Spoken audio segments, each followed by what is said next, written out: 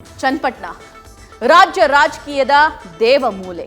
ಅಲ್ಲಿ ಪಾರುಪತ್ಯ ಮೆರೆದ್ರೆ ಸಿಎಂ ಆಗ್ತಾರೆ ಎಂಬ ನಂಬಿಕೆ. ಅದಕ್ಕೋ ಏನೋ ಡಿಕೆ ಶಿವಕುಮಾರ್ ದೇವಮೂಲೆಯ ಮೇಲೆ ಕಣ್ಣಿಟ್ಟಿದ್ದಾರೆ. ಬೊಂಬೆಗಳ ನಾಡಿನಲ್ಲಿ ರಾಜಕೀಯ ಬೊಂಬೆಯಾಟ ಆಡಿಸೋದಕ್ಕೆ ಸಜ್ಜಾಗಿದ್ದಾರೆ. ಚನ್ನಪಟ್ಟಣ ಬೈ ಎಲೆಕ್ಷನ್ಗೆ ಸಿದ್ಧತೆಯ ನಿಟ್ಟಿನಲ್ಲಿ ಜನಸ್ಪಂದನ ಕಾರ್ಯಕ್ರಮ ನಡೆಸಿ ಜನರ ಮನ ಗೆಲ್ಲುವ ಕೆಲಸಕ್ಕೆ ಕೈ ಹಾಕಿದ್ದಾರೆ. ಇತ್ತ ಡಿಕೆಶಿ ಜನಸ್ಪಂದನಕ್ಕೆ ಟಕ್ಕರ್ ಕೊಡೋದಕ್ಕೆ ದಳಪತಿ ಜನತಾ ದರ್ಶನ ಎಂಬ ತಮ್ಮ ಹಳೆಯ ಬಾಣವನ್ನ ಡಿಕೆ ಬ್ರದರ್ಸ್ ವಿರುದ್ಧ ಬಿಡೋದಕ್ಕೆ ಮುಂದಾಗಿದ್ದಾರೆ. ನಿಮ್ಮ ಕಷ್ಟ ಸುಖ ಏನು ಅಂತ ಕೇಳಿರಲಿಲ್ಲ. ಆ ಕೆಲಸ ನಿಮ್ಮ ಡಿಕೆ ಶಿವಕುಮಾರ್ ಮಾಡಿದ್ದಾರೆ ಅಂತೇಳಿ ನಾನು ಧೈರ್ಯವಾಗಿ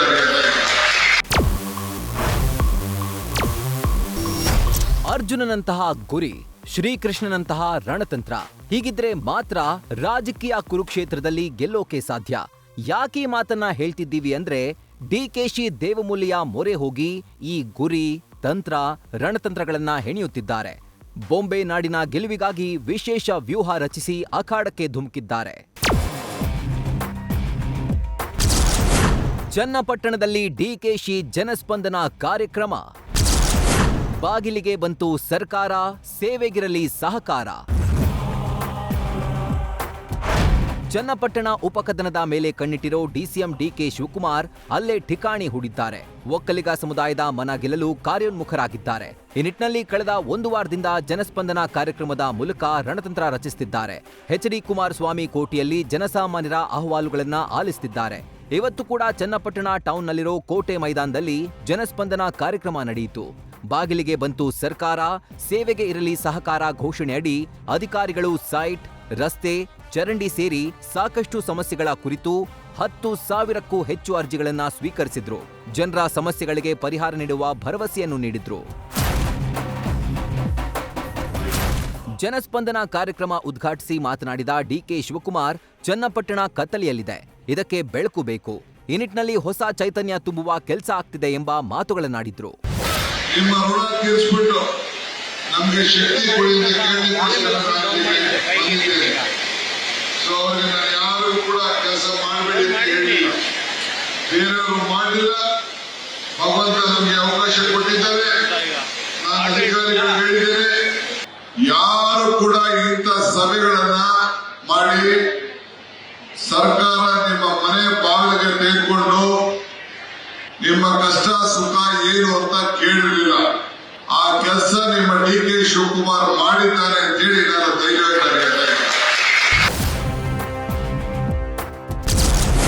ಡಿಕೆಶಿ ಜನಸ್ಪಂದನಕ್ಕೆ ಎಚ್ಡಿಕೆ ಜನತಾ ದರ್ಶನ ಠಕ್ಕರ್.